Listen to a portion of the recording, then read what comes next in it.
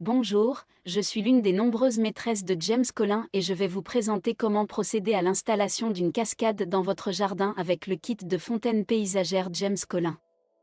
Comprenez qu'avec le kit de fontaine paysagère cascade pour jardin James Collin, ajouter une cascade à votre jardin ou aménagement paysager n'a jamais été aussi facile.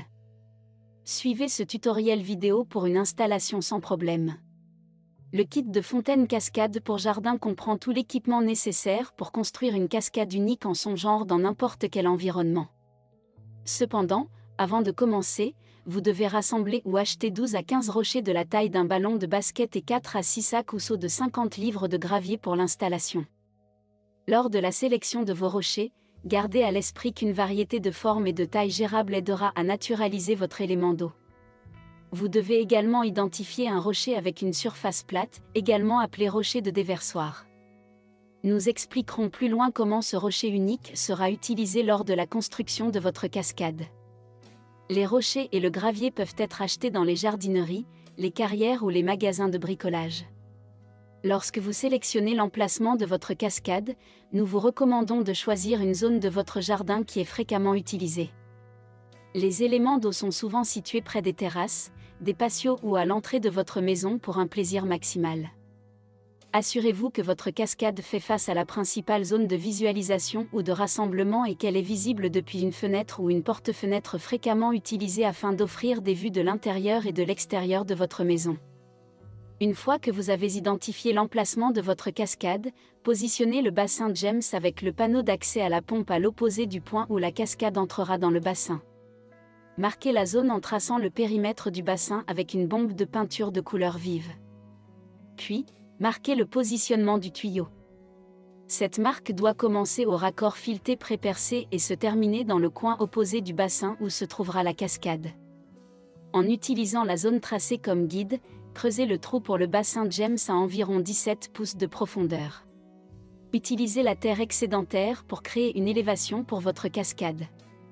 Continuez l'excavation en creusant une tranchée peu profonde pour le tuyau qui reliera finalement le bassin James au déversoir de la cascade.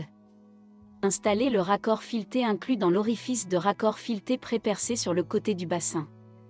Assurez-vous d'installer le joint en caoutchouc à l'intérieur du bassin et la rondelle en plastique rigide à l'extérieur du bassin pour assurer l'étanchéité. Serrez l'écrou environ un tour après le serrage à la main. Si vous ajoutez une vanne de remplissage automatique en option, installez-la maintenant. La vanne de remplissage automatique ajoute automatiquement de l'eau en cas de perte d'eau due à l'évaporation. Retirez la pompe James suceuse incluse de son emballage. Vissez la prise d'aspiration à faible aspiration James suceuse incluse, main serrée, sur l'entrée de la pompe. Fixez la rotule pivotante à la sortie de la pompe avec la rondelle en caoutchouc plate incluse. Vissez ensuite l'adaptateur de plomberie de bassin James dans le raccord fileté depuis l'intérieur du bassin. Placez la pompe dans le bassin et fixez le collier fileté de l'adaptateur de plomberie du bassin James à la sortie pivotante à rotule. Remblayez soigneusement autour des côtés du bassin avec du sable ou de la terre, car cela empêchera le bassin de bouger à l'avenir. Dégagez une petite rigole autour de l'endroit où la cascade entrera dans le bassin aqua.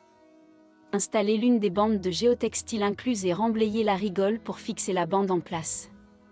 Le géotextile aidera à retenir et à empêcher la terre surélevée d'entrer dans le haut du bassin aqua. Positionnez le revêtement sur le bassin, d'un coin à l'autre. Le revêtement retiendra l'eau dans la cascade lorsqu'elle circulera du déversoir vers le bassin. Assurez-vous de laisser suffisamment de mou dans le revêtement pour qu'il puisse facilement passer par-dessus le rebord et sur la surface du bassin. Positionnez maintenant la deuxième bande de géotextile. Cette couche supplémentaire aidera à protéger le revêtement d'être percé ou endommagé lors de la pose des rochers le long du bord en plastique dur du bassin aqua. Positionnez temporairement le déversoir de la cascade et assurez-vous qu'il n'est pas à plus de 36 pouces du coin du bassin. La longueur du revêtement fourni permettra une à deux chutes d'eau selon votre conception. Placez 2 gros rochers pour agir comme rochers d'encadrement de chaque côté de l'emplacement prévu pour la cascade. Placez ensuite le rocher à surface plate trouvé pendant la sélection des rochers entre les rochers d'encadrement. De petits rochers et du gravier peuvent ensuite être utilisés pour remplir les espaces restants. Les rochers restants peuvent être placés le long du bord du bassin et les espaces peuvent être remplis avec de plus petits rochers ou du gravier.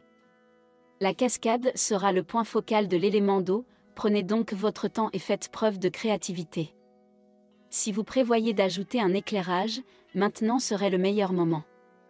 L'éclairage est un excellent ajout à tout élément d'eau et idéal pour mettre en valeur la beauté de votre cascade et de votre paysage en général le soir.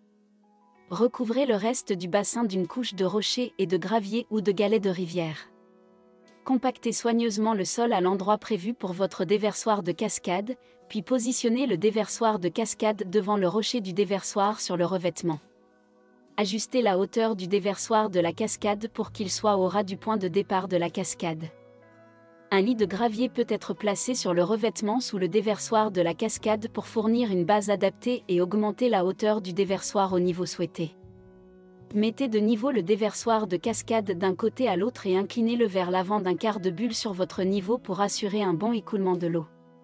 Fixez le déversoir de cascade au revêtement en retirant l'écrou de retenue et le joint torique en caoutchouc préinstallé du raccord fileté. Repliez le revêtement sur le dessus du déversoir de cascade et tracez le raccord situé à l'arrière de l'unité. Utilisez cette marque comme point de repère pour découper un trou circulaire dans le revêtement avec des ciseaux.